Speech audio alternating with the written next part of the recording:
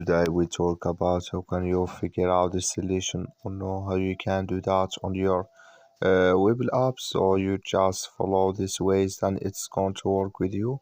So all you have to do, so you just go down here, you click here on menu down here, you just click on it.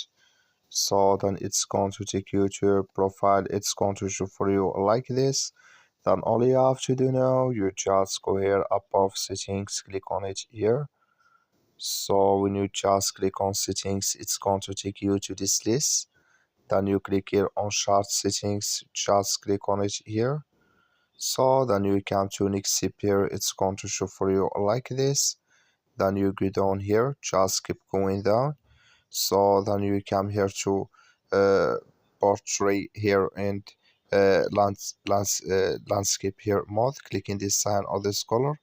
Like you see color, it's gone, that's mean it's disabled with us now.